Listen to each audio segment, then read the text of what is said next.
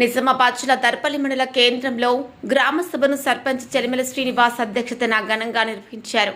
గ్రామ అభివృద్ధి, పారిశుద్ధ్యం, తాగునీటి సౌకర్యాలు, రహదారులు అభివృద్ధి, ప్రభుత్వ సంక్షేమ పథకాల అమలు వంటి పలు అంశాలపై గ్రామస్తులతో చర్చించారు.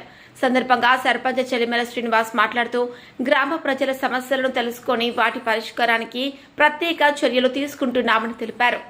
ప్రభుత్వ పథకాలు అర్హులైన ప్రతి ఒక్కరికి అందేలా కృషి చేస్తామని పేర్కొన్నారు. గ్రామాభివృద్ధిలో ప్రజల భాగస్వామ్యం ఎంతో ముఖ్యమని, ప్రతి ఒక్కరూ గ్రామ సభలకు హాజరై తమ అభిప్రాయాలు తెలియజేయాలని ఆయన కోరారు.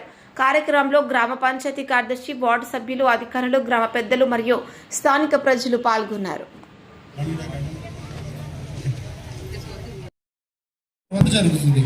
టోటల్గా ఓటర్ లిస్టును అంతా కూడా ప్రక్షాళన చేసి, అంటే ఉదాహరణకి అందులో ఎవరైనా చనిపోయిన వాళ్ళు ఉంటే కానీ, ఎవరైనా కానీ డబుల్గా వచ్చి ఉంటే కానీ, అలా సంబంధించిన ఏమైనా ఎంట్రీస్ కరెక్షన్స్ ఉంటాయి కానీ, ఇంటింటికి జూన్ 25 నుంచి జూలై 24 వరకు మీ ఇంటింటికి మన బిఎల్ఓస్ వస్తారు. మన దర్పల్లి గ్రామం 5 సంవత్సరాలు నేను బాధ్యత తీసుకుంటా. ప్రభుత్వ స్కూల్లో వారంలో ఒకరోజు మధ్యాహ్న భోజనం చేస్తా, క్లాస్ రూమ్ చూస్తా. అది నా బాధ్యత. కాబట్టి మీ పిల్లలందరూ వీలైనంత వరకు ప్రభుత్వ స్కూళ్ళలో చదివించండి. నేను పూర్తిగా బాధ్యత తీసుకొని ఒక అన్నగా, ఒక తమ్ముడిగా, ఒక తండ్రి పాత్ర పోషిస్తూ నేను బాధ్యత తీసుకుంటానని మీకు మాటిస్తున్నాను. ఇకపోతే ఈరోజు భయంకర పరిస్థితి ఏంటంటే, ఈరోజు చెత్త మేము ఎక్కిన 6 నెలల నుంచి దాన్నే మాట్లాడుతున్నాము. అందరూ ఆడపడుచులు ఇంటిని శుభ్రంగా ఉంచుకొని అవి తీసుకొచ్చి మోర్లో పడేస్తున్నారు. అది ఎంత ఇబ్బందికరం ఉందంటే, నేను డ్రైనేజ్ క్లీన్ చేసినప్పుడు మొత్తం రోడ్ల పొంట తీసే వాళ్ళకు వాసన, స్మెల్ చాలా ఇబ్బందికరమైన పరిస్థితి ఉంది. మీరు ఒక బాధ్యత తీసుకోండి. ఒక చెత్త ఒకటి సంచిలో పెట్టుకొని అవన్నీ తడి చెత్త, పొడి చెత్త అలాగే వేసుకోండి. మేము ఈ వెహికల్స్ కూడా ఈ రోడ్కి వెళ్ళి ఒక ట్రాక్టరు, అక్కడికి వెళ్ళి ఒక ట్రాక్టర్, 2 ట్రాక్టర్లు డివైడ్ చేసాం. సఫాయి కార్మికులను కూడా ఒక ఏరియా మంచిచ్చినాం, 2 ఏరియాలు అందుబాటులో ఉంటారు. ఎప్పుడైనా మీరు మాకు ఫోన్ చేయండి. చెత్త ఎక్కడున్నా మేము అందుబాటులో ఉంటాం, మేము తీసేస్తాం.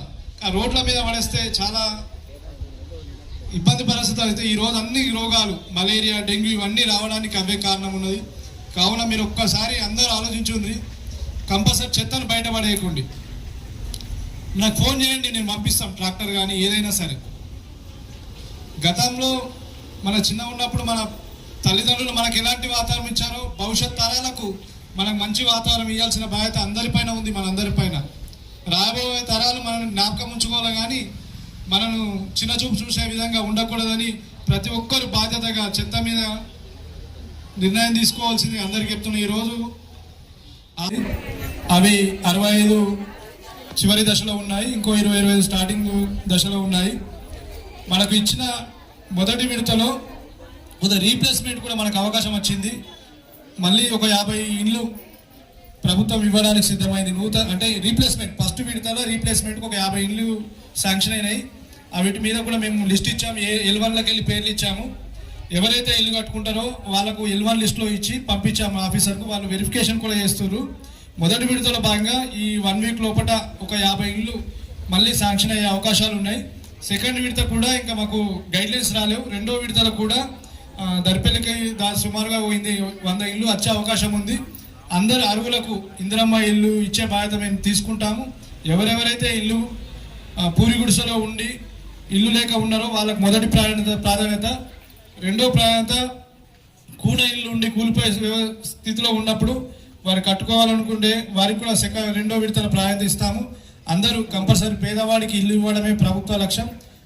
ఎక్కడ కూడా అందులో ఎలాంటి కరప్షన్ లేకుండా ఇందిరమ్మ ఇల్లు ఇచ్చే బాధ్యత మేము తీసుకుంటాం. ఎవరైనా ఇల్లు కట్టుకునే ఆలోచన ఉన్న వాళ్ళు ఇక్కడ మా ఆఫీస్లో నమోదు చేసుకోగలరు. అంతేకాకుండా ఈరోజు చాలామంది పెన్షన్ కోసం మీ సేవ అనే ఆఫీస్లో చుట్టూ తిరుగుతున్నారు. కానీ మాకు ప్రభుత్వం నుంచి ఇంకా మాకు గైడ్లైన్స్ ఏమి రాలేవు. మాకేమైనా గైడ్లైన్స్ వస్తే ఆ బాధ్యత మేమేది నుంచి ఎలాంటి గైడ్లైన్స్ రాలేవు. మాకు గైడ్లైన్స్ వచ్చినప్పుడు మేమే బాధ్యత తీసుకుంటాము. ఇప్పుడు మీరు ఎలాగైతే ఇలా వచ్చారో, నేను మహిళా సంఘాల సభ్యుల ద్వారా కానీ, ఈ అంగన్వాడీ టీచర్స్ ద్వారా కానీ, లేకుంటే మీ కుల సంఘాల ద్వారా కానీ నేనే మీ దగ్గరకు వచ్చి అవి ఏమేమి అవసరమో తీసుకుంటాం, కానీ మీరు ఆఫీస్లో పుట్టి తిరగకండి, ఎంఆర్ఓ ఆఫీసు మీ సేవల చుట్టూ తిరగక డబ్బులు ఖర్చు పెట్టుకోకండి. ప్రభుత్వం గైడ్లైన్స్ ఇచ్చిన రోజు నేనే మీ కుల సంఘం దగ్గరికి వచ్చా కానీ ఇట్లా మహిళా సంఘాల సభ్యుల ద్వారా కానీ అందరి ద్వారా నేను మీకు సమాచారం ఇస్తాను. అవి ఏమేమి అవసరమో అవి నేను తీసుకుంటాను, కానీ మీరు ఆఫీస్లో పొంటి మీ సేవ చుట్టూ తిరగకండి, డబ్బులు ఖరాబ్ చేసుకోకండి.